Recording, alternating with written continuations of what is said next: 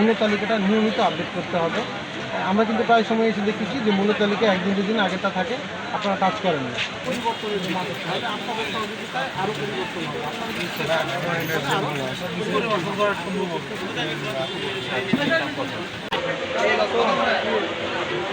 মূল্য তালিকা আপডেট করা আছে। আমরা আজকে এই যে এটা হচ্ছে কিন্তু আমাদের ছাত্রছাত্রী ছাত্রছাত্রীদের করেছি। ওই দিনও আমি বলি আমরা তো বলতে আছি যে ওইখানে একটা জায়গায় করে সেখানে রাখার জন্য। দেখেন আপনি এইটাও কিন্তু একটা আমার এই কথাটাও শোনেন নাই। প্লাস এই যে 8 তারিখ, আজকে 10 তারিখ,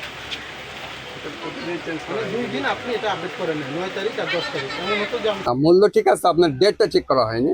মানে প্রতি ডেটে কি মূল্য একই থাকে না, মাঝে মধ্যে এখন আপাতত এখন একই আছে। আপনার অনেক সময় কম বেশি হয়, কিন্তু এখন ঠিক আছে। আপাতত আপনার কোনো জিনিসের দাম কম বেশি নাই। আচ্ছা, ঠিক আছে। তো শিক্ষার্থীরা যে এই যে বাজার মনিটরিং করছে, ব্যবসায়ী হিসেবে এটাকে কিভাবে না, দেখছেন? এটা খুব ভালো উদ্যোগ। আমরা আমাদেরকে সহযোগিতা করব। এটা করতে পারলে খুব ভালো হবে, সবার জন্য সুবিধা হবে, আমার আপনার সবার সুবিধা হবে। দ্রব্যমূল্যের ব্যাপারটা কি আমাদের এই লেভেলে এসে এটা কন্ট্রোল করা কঠিন। একটা হায়ার লেভেল থেকে আপনাদেরকে কন্ট্রোল করতে হবে। যারা বড় বড় ব্যবসায়ী, যারা বড় বড়, মানে আপনি সয়াবিন তেলের কথা আমি একটা এক্সাম্পল দিই। বাংলাদেশের 6 জন মাত্র syndicate, S Alam group, city group, মেঘনা গ্রুপ, আর এরকম 2-3 জন আছে। এগুলো যদি আপনারা কন্ট্রোল না করতে পারেন, তাহলে তো আমাদের এই সাধারণ মার্কেটে আসাতে এটা কন্ট্রোল করা কঠিন, কারণ আমরা তো ওখান থেকে কিনি। আর বেশ কয়েকটা হাত হয়ে আসে আমাদের কাছে। এনাদেরকে বড় বড় ব্যবসাদেরকে আগে কন্ট্রোল করতে হবে। শিক্ষার্থীদের উদ্দেশ্যে বলবো, ওনারা মনিটরিং করুক, দেশ আরো এগিয়ে যাক, আমরা তাদেরকে সহযোগিতা করব। আমাদের গ্যাপ থাকলে আমাদেরকে গভর্নমেন্ট যে কোনো আগে যেরকম ট্রিপল নাম্বার ছিল, এখন নাম্বার দেবে। যখন স্যার বললেন যে ভোক্তা অধিকার, আপনি আমাদেরকে কল করবেন, এরকম যদি একটা নাম্বার থাকে তাহলে আমাদের সুবিধা হবে যে আমরা এই মালটা পাচ্ছি না, আমরা কোথায় যোগাযোগ করব। কিন্তু আমরা মাল কিনতে যাচ্ছি, আমার দাম বেশি যাচ্ছে, আমাদেরকে মামা দিচ্ছে না, এরকম কাহিনীগুলো হয়। তা এগুলো হলে তো আমরা সুবিধা পাবো।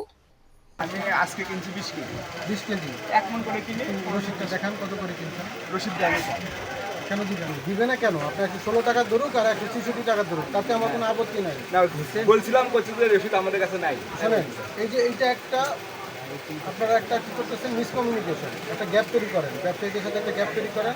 এই আমরা যখন আসি তখন ভাউচারটা দেখাতে পারেন না, আর ভাউচার দেখানোটা হচ্ছে আপনার দায়িত্ব। গাড়িতে তো দিতে পারে না। মূল্য তালিকাটা দেখানোর দায়িত্ব আপনার, ওরা দেখবে বা জনগণ দেখবে, কাস্টমার দেখবে। এটা কার জন্য? এই মূল্য তালিকাটা সবার জন্য, এটা আপনার জন্য না, এটা হচ্ছে কাস্টমারের জন্য। আপনি কত করে বিক্রি করলেন আজকে, হ্যাঁ, টাকার অধিকার আছে অবশ্যই। এই কাজে উদ্বুদ্ধ হয়েছি কারণ এটা তো আমার দেশ। আমার দেশ সুন্দরভাবে গড়ে তোলার দায়িত্ব বর্তমানে আমার। তো সেই দায়িত্ববোধটা থেকেই আমি এসেছি এবং আমাকে এখানে উদ্বুদ্ধ করেছে ন্যাশনাল চিলড্রেন টাস্ক ফোর্স থেকে।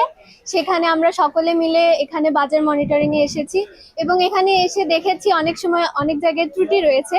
আমরা তাদেরকে সতর্ক করেছি এবং আমরা আশা করছি যে তারা আমাদেরকেও সহায়তা করবে, আমরা যেন সুন্দর একটা বাংলাদেশ দেখি। আসলে নিত্য প্রয়োজনীয় দ্রব্যগুলো ধরাছোঁয়ার বাইরে যাতে না হয়, আমরা সেটাই চাই।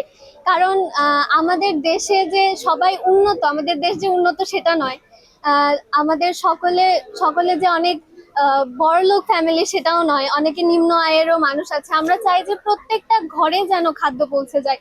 আমরা একদমই চাই না যে আমরা ভালো থাকি অন্যরা খারাপ থাকুক, আমরা এটা চাই না। আমরা চাই যে প্রত্যেকটা নিম্ন আয়ের মানুষ, উচ্চ আয়ের মানুষ সকলেই যেন ভালোভাবে খেয়ে বেঁচে থাকতে পারে, আমরা এটা চাই। এটা খুবই সুন্দর যে আমরা আমাদের বাচ্চা সবাইকে সাধুবাদ জানাই। এবং এখন যেখানে মূল জায়গায় আপনার যেখানে কোম্পানি বা যেখান থেকে আমাদের মালটা আসে, সেখানে আপনি নজরদারি করতে, ওখানে আমরা একটু কম দামে কিনতে পারি, তাহলে আমরা অবশ্যই কম দিতে পারবো। আমরা তো খুব সীমিত দামে দোকানদারি করি। যেমন ধরেন আমাদের এখন তেল কেনা পড়তেছে 164 টাকা, আমরা বিক্রি করতেছি 166-67 টাকা। এর মধ্যে আমাদের লেবার কস্ট আছে, তারপরে আপনার ভ্যান ভাড়াটা আছে, এই ধরনের আনুষঙ্গিক কিছু খরচ হয় আপনার। এখন এটা মেন জায়গা থেকে করতে হবে। আমাদের তো খুচরা তো আমরা খুব একটা লাভ করি না।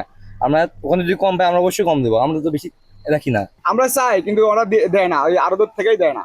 আলু আলাও দেয় না, আপনি পেঁয়াজ আলাও দেয় না, আদা রসুন আলাও দেয় না। আর আমাদেরকে দিতেই চায় না, ভাউচার চাইলেও দিতে চায় না। এখন ভাউচার না দিলে তাহলে মাল আর কিনবো না, ওই জিনিস বেচবোই না। তাহলে এখন সেই সিস্টেম করতে হবে। আমরা যেটা সাধারণত যে চাঁদাবাজিটা যে বন্ধ হয়ে গেছে, এর জন্য একটু কমছে। একবারে সুন্দর ভবিষ্যৎ দেখতে চাই। আজকে আমরা বাজারে এসেছি মনিটরিং করার জন্য। আমরা বিগত কয়েকদিন ধরে জানতে পারি যে বাজারে পণ্যের দাম অনেক বেশি নেওয়া হচ্ছে এবং অনেক জায়গায় হচ্ছে মানে আমরা যে বাজার ওনাকে নিয়ে আসে সেই তারা যে মূল্য তালিকা তারা রাখছে না, সেটা জানার পর আমরা মনিটরিং করতে আসি এবং এখানে এসে দেখতে পারি যে তারা যে মূল্য তালিকার বোর্ড, সেখানে তারা তারিখ ঠিক মতো লিখে রাখে না এবং মূল্য তালিকা ঠিক মতো দেয় না। তারপরে তাদের হচ্ছে যে সবজি বা জিনিসপত্রের দাম, সেটার কোনো ভাউচার তারা নিজেদের কাছে রাখে না। এগুলো খুবই সন্তোষজনক। আমরা বৈষম্য বিরোধী ছাত্র আন্দোলন দেশটাকে স্বাধীন করেছি। আমরা চাই দেশের সবকিছু যেন মানে সুষ্ঠুভাবে হয়, স্বচ্ছভাবে হয়, কোথায় যেন কোনো দুর্নীতি না থাকে, এটাই আমরা চাই। বৈষম্য বিরোধী ছাত্র আন্দোলনের যে একটা আন্দোলন, যে স্বতঃস্ফূর্ততা আমরা দেখেছি, তো সেই আন্দোলনের মাধ্যমেই কিন্তু আজকে আমরা নতুন বাংলাদেশ পেয়েছি, আমরা নতুন স্বাধীনতা পেয়েছি। তো আজকে এই ছাত্রীরা বগুড়া জেলার যেই খুচরা বাজারে, ফতেহালি বাজারে ওরা আজকে বাজার মনিটরিং করতে এসেছে। তো আমি জাতীয় ভোক্তা অধিকার সংরক্ষণ অধিদপ্তরের বগুড়া জেলা কার্যালয়ের পক্ষ থেকে আমি তাদের সঙ্গে সমবেত হয়েছি এবং তাদের সাথে যৌথ বাজার মনিটরিং করেছি। আমরা আজকে বাজার মনিটরিংয়ে এসে কিছু অসঙ্গতিও দেখতে পেয়েছি, যেগুলো তারাও দেখতে পেয়েছে। এবং আমার মনে হয় যে এই ছাত্রছাত্রীরা এই বিষয়গুলোকে যখন তাদের ভিতরে আত্মস্থ করতে পারবে এবং তারা যখন তাদের আরও বন্ধু এবং বান্ধবীদের সাথে এই বিষয়টাকে শেয়ার করবে যে আমরা কোন কোন আইনগুলো আমরা মাঠ পর্যায়ে গিয়ে দেখতে পেয়েছি, সরকার কিভাবে কাজ করছে, এই বিষয়গুলো যখন সারা বাংলাদেশের সকল ছাত্রছাত্রীদের মধ্যে ছড়িয়ে পড়বে, তখন আমার মনে হয় যে সারা বাংলাদেশের কোনো ব্যবসায়ী ইচ্ছাকৃতভাবে বাজারকে অস্থিতিশীল করতে পারবে না এবং কোনো ব্যবসায়ী অতিরিক্ত মুনাফা করার প্রবণতা তাদের মধ্যে থাকবে না। শিক্ষার্থীরা এখানে বাজারে এসেই দেখতে পেয়েছে যে কয়েকটি প্রতিষ্ঠানে, অর্থাৎ কয়েকটি দোকানে মূল্য তালিকা প্রদর্শন করা হচ্ছে না। তো এই যে মূল্য তালিকা প্রদর্শন করা হচ্ছে না, এখানে একটা কারচুপির একটা চেষ্টা থাকে ব্যবসায়ীদের মধ্যে, যে আমি মূল্য তালিকা আপডেট করব না, কিন্তু আমি বেশি অতিরিক্ত দামে সেই পণ্যটা বিক্রি করব। সুতরাং এই যে তারা এটা বের করতে পারলো, এছাড়াও আমরা দেখেছি বা তারাই সেটা দেখেছে যে পাকা রসিদ যেটা সংরক্ষণ করতে হয়, পাকা রসিদ না থাকলে বোঝা যায় যে সেই ব্যবসায়ী কারচুপির মাধ্যমে বাজারকে অস্থিতিশীল করার চেষ্টা করে। তো তারা কিন্তু এটা আইডেন্টিফাই করতে পেরেছে। তো এরাই কিন্তু আমাদের ভবিষ্যতের বাংলাদেশ।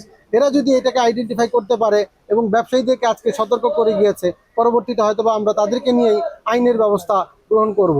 সুতরাং আমরা চাই যে তাদের এই বাজার মনিটরিং, আমি তাদেরকে সাধুবাদ জানাই যে আসলে নতুন বাংলাদেশের অগ্রযাত্রায় ছাত্রছাত্রীরাই অগ্রপথিক। তো তাদের প্রচেষ্টাই আমরা এগিয়ে যাব, আর আমরা তাদের সঙ্গে সবসময় আছি। ধন্যবাদ।